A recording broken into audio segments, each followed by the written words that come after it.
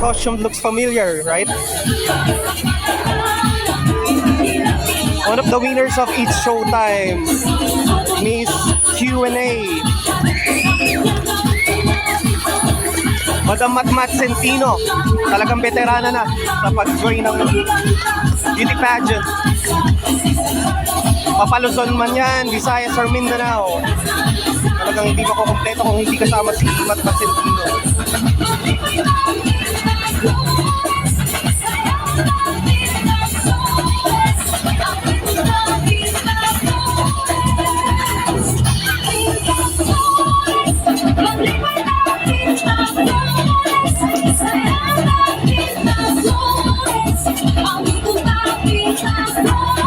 Naka-Facebook live siya kanina nung nag-make.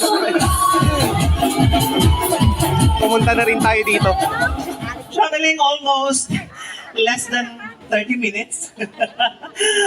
Living for almost 15 years at Aduas Centro, Cabanatuan City. But then our only purpose in living is to love and to be loved, to contribute and be prosperous. Good evening, everyone. I'm standing by the name at laging naghahanap ng meron ba kayong lemon? Gusto ko na! Tequila! I am the controversial vlogger actress, Miss Tony Fowler, na laging nagpapaalala, malaki, mataba, payat, bata, anuman ang iyong itsura, walang silbi ang pagiging gwapo mo at maganda kung hindi ka man lang nakapagpangiti ng madla. Muli po, lagi nating tandaan, ang tunay na reyna, 1, 2, 3, 100 o ilang beses ka mang maputungan ng korona, maling ipagmalaki mo ito sa madla. Ang tunay na kahalagahan ng ganda, laging mapagkumbaba, tahimik at lumalaban ng patas at walang sinisino at inaapakang tao. Muli po, good evening everyone! Just enjoy the night! Isa pang palakpakan!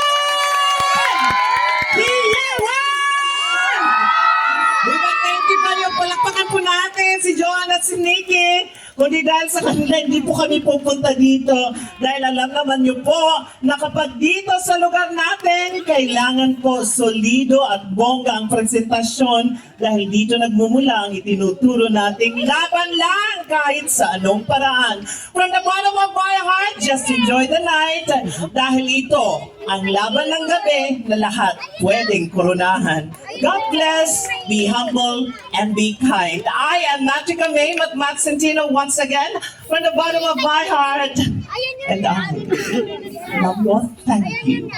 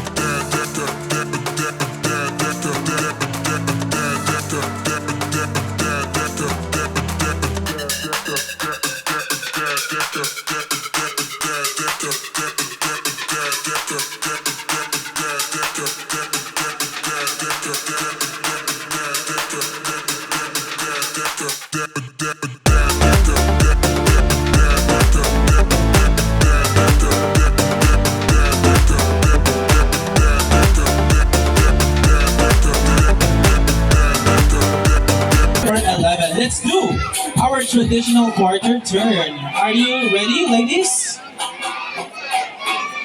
Okay, turn to your right now. Yes. Another turn to your right now.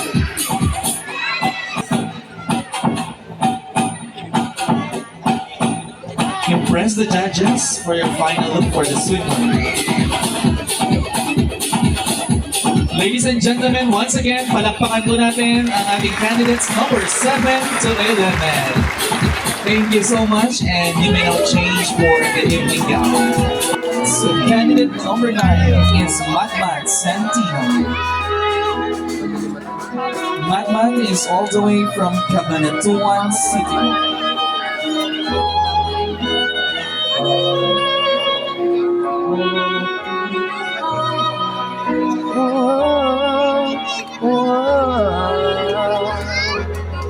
She believes in the saying, give your best in everything you do. Once again, on stage is our candidate number 9, Matmat Santino.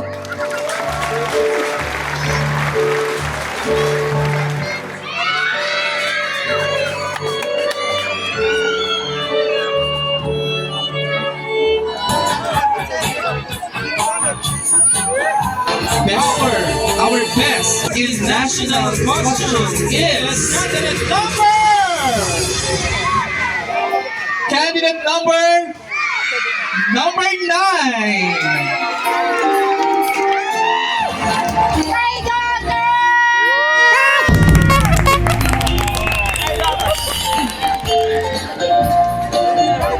Congratulations to our best in national costume. Candidate number 10. Candidate number 9. Our next award is our best in... Ako po ba? Hindi. Judge number 7. Ayan, good luck po. Hi, ma'am. Magandang gabi po. Yes, good evening. Here's my question. Bagay na bagay sa'yo. Since the local election has just been done last month, my question goes like The this. barangay election. And Yeah. Do you agree in the saying that if you do not vote, you do not have the right to complain? Why or why not? The right to suffrage in the Republic Act of the Philippine Constitution is what we call it is your right to vote. So, bakit ka naman magrereklamo sa mundong ito, lalong-lalo na sa Pilipinas kung walang kwenta ang pagiging Pilipino mo? Tatandaan mo na bawat buwis na binibitawan natin, kahit sa ultimong kenting ating binibili sa sari-sari store, wala ding kahulugan ang pagiging pamumutawi mo bilang isang Pilipino kung kailanman hindi mo binigyan ng aksyon ang iyong kapangyarihan na maging Pinoy o maging Pilipino, ang simpleng pagboto. So I always believe in that you have no right to complain. Why? It's just saying that you are in the community but you don't have additional positive asset to that. Para ka lang isang klase ng bagay na nakalutang sa mundo, ngunit walang kwenta ang pagkatao mo. Tandaan sa mga nagsasabi lagi na, ay, isang eleksyon lang naman yan, hindi po yun. Malay nyo, isa kayo sa magpapabago kung minsan kasi nagtatay yan eh. Tapos yung pinakamagaling pala ang dapat manalo, tapos ikaw hindi ka bumoto, malaking konsensya mo. So, in this way, I would like to say, and inspired, kasi marami akong kakilalang ganun, hindi talaga bumoto. Hindi nila alam na kung gano'ng kahalaga. Muli-muli po sasabihin ko sa inyo, lumaki tayo, Pilipino tayo, mapagmahal sa bansa natin, huwag ka magre-reklamo kung kailanman hindi mo ibinagay at itinapat ang karapatan mo sa simpleng pagboto. Thank you.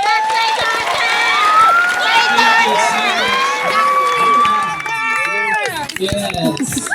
Mr. Dionisio. Next, our Miss Big Brothers of Generally Choice Award is candidate number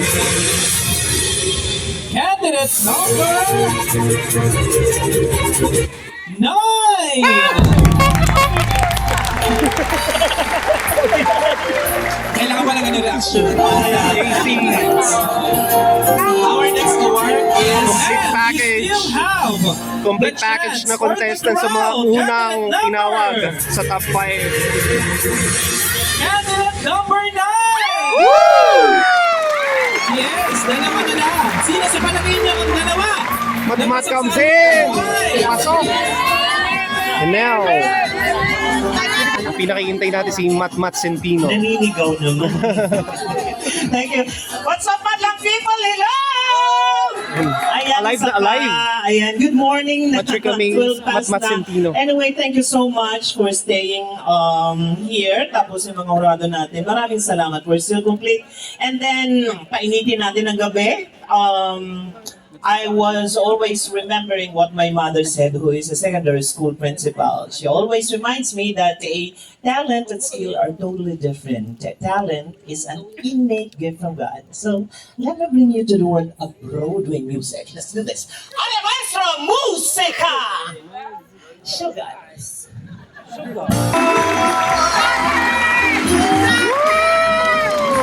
Thank you. Thank you so much, candidate number 9. Napaka-supportive na kanyang hair and makeup. Ang magtatanong po sa inyo ay si Judge number 4. Good morning. Hi. Magandang umaga. Good morning, honorable panel. Parang kinabahan naman ako. Hindi. Okay. Hi, Miss Batman. Hello, good morning. Ito yung gusto kong tanong na hihahanapan ko ng mas magandang sagot dahil magaling ka naman. Sorry.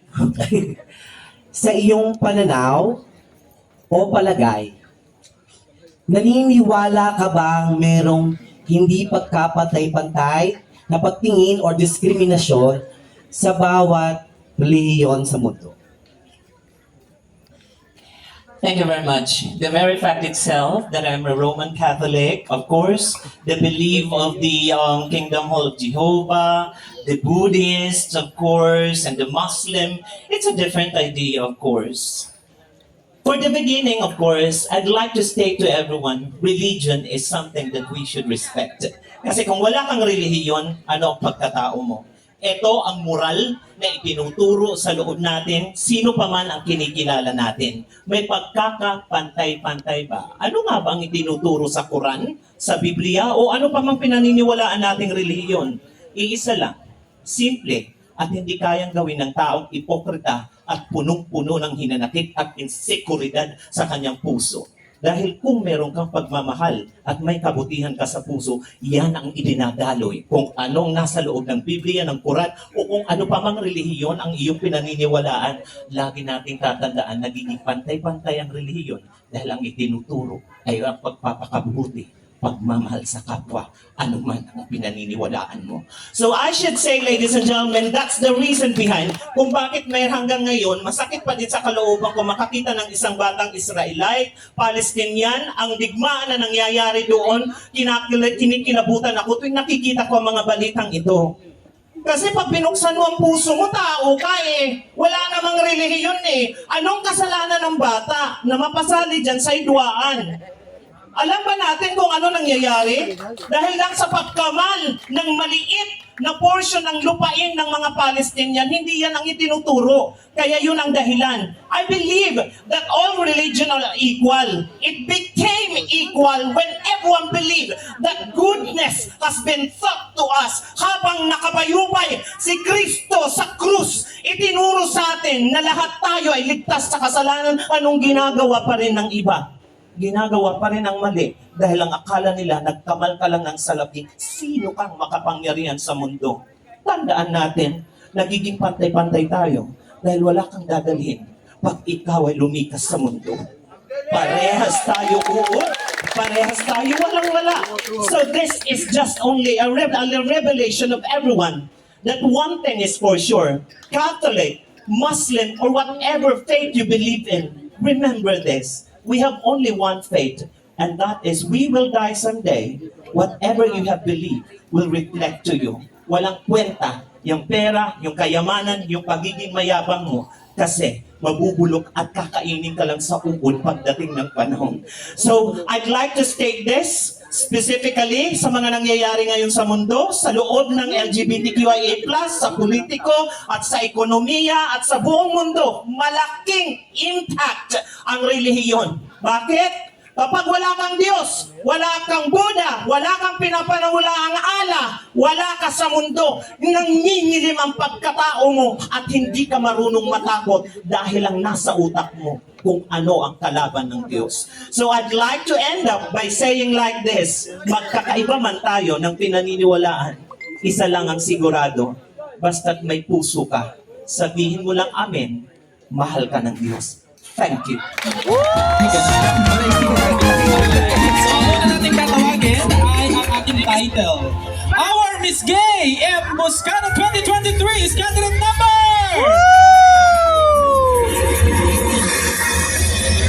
Candidate number! No! And our first runner-up is candidate number 7.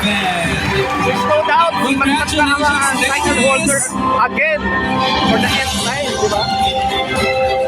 Well, anyway, congratulations to our winner. Congratulations! Ating kandidata. And of course, ating mga judges, organizers. Congratulations! Still, congratulations to everyone. Congratulations to our Miss Gay and Buscano 2023. Candidate number 9, Miss Machika May Matmat Centino. Ayan, photo up po tayo sa ating mga winners.